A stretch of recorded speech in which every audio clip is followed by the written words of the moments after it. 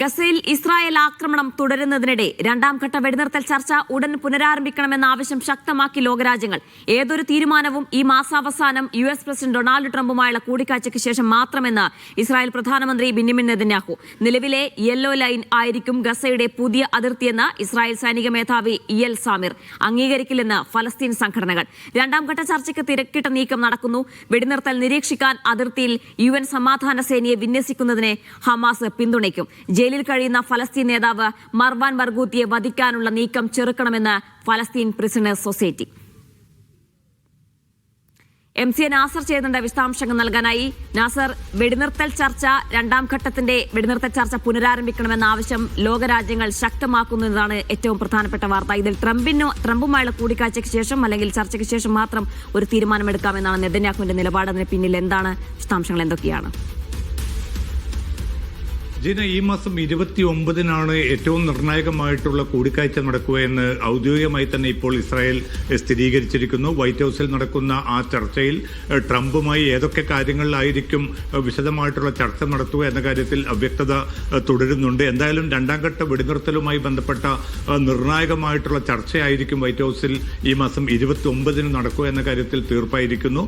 അതുമായി ബന്ധപ്പെട്ട് വൈറ്റ് ഹൌസും അതോടൊപ്പം തന്നെ ഇസ്രായേൽ നേതൃത്വവും ഔദ്യോഗികമായി തന്നെ സ്ഥിരീകരണം നൽകിയിരിക്കുകയാണ്.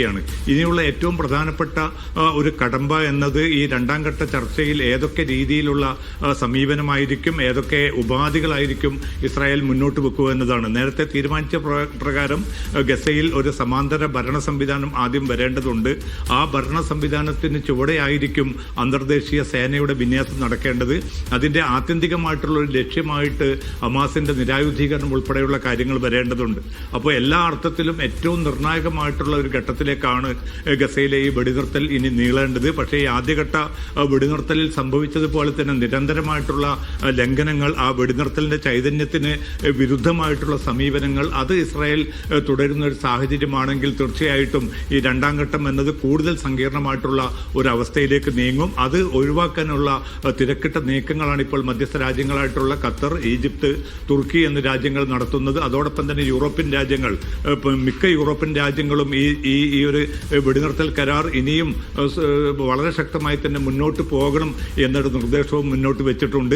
പക്ഷേ ഇസ്രായേലിന്റെ തുടർന്നുള്ള സമീപനം, ഇപ്പോഴുള്ള ആദ്യഘട്ട വെടിനിർത്തലിൽ ഉള്ള അതേ സമീപനം തന്നെ ഇസ്രായേൽ തുടരുകയാണെങ്കിൽ ഏറ്റവും നിർണായകമായിട്ടുള്ള ഈ രണ്ടാം ഘട്ടത്തിലേക്ക് കടക്കുക എന്നത് കൂടുതൽ ദുഷ്കരമായിരിക്കും. ഒരുപക്ഷെ വീണ്ടും ഗസയിൽ ആക്രമണം ആരംഭിക്കാനുള്ള ഒരു നീക്കം ഇസ്രായേൽ ഏർപ്പെടുമെന്ന ആശങ്ക കൂടി ഈ ഘട്ടത്തിലും നിലനിൽക്കുകയാണ്.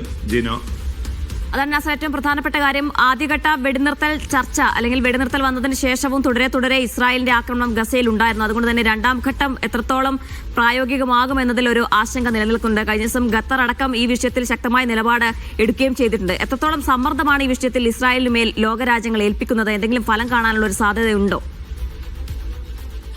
ജിന, സമ്മർദ്ദം വളരെ ശക്തമായി തന്നെ തുടർന്നുകൊണ്ടിരിക്കുന്നുണ്ട്. മധ്യസ്ഥ രാജ്യങ്ങളായിട്ടുള്ള ഖത്തറും ഈജിപ്തും നേരത്തെ തന്നെ തങ്ങളുടെ ആശങ്ക പ്രകടിപ്പിച്ചിട്ടുണ്ട്. കാരണം 600-ലധികം തവണയാണ് ഈ 2 മാസമായി നീളുന്ന ഈ വെടിനിർത്തൽ നിരന്തരമായിട്ട് ലംഘിക്കാനുള്ള ഒരു നീക്കം ഇസ്രായേലിന്റെ ഭാഗത്തുനിന്നുണ്ടായത്.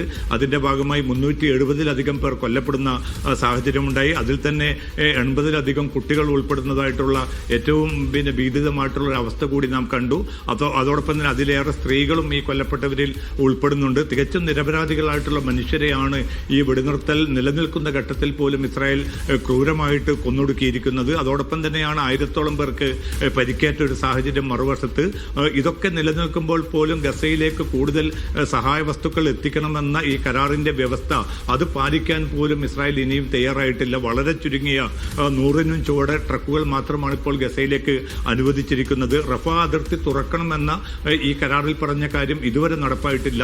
ഏറ്റവും അവസാനമായിട്ട് ഇസ്രായേൽ മുന്നോട്ട് വെച്ച നിർദ്ദേശം ഈജിപ്തിലേക്ക് ഈ റഫ അതിർത്തിയിലൂടെ ആർക്ക് വേണമെങ്കിലും പോകാം, പക്ഷേ അവർക്ക് ഒരിക്കലും തന്നെ തിരിച്ച് ഗസയിലേക്ക് വരാനുള്ളൊരു അനുമതി ഉണ്ടാകില്ല എന്നതാണ്. അത് തികച്ചും നീതിവിരുദ്ധമായിട്ടുള്ള വ്യവസ്ഥകൾക്ക് വിരുദ്ധമായിട്ടുള്ള ഒരു സമീപനമാണ്. അത്തരമൊരു സമീപനം തുടരുന്നതിന്റെ അർത്ഥം എന്നത് ഗസയിൽ നിന്ന് ഈ പലസ്തീൻ ജനതയെ സാധ്യമാവുന്ന എല്ലാ രൂപത്തിലും പുറന്തള്ളുക എന്ന ആസൂത്രിതമായിട്ടുള്ള ലക്ഷ്യമാണ്. ഇത് അംഗീകരിക്കാനാവില്ല ഉണ്ടാവില്ല എന്ന് മധ്യസ്ഥ രാജ്യങ്ങൾ അറിയിച്ചിട്ടുണ്ട്.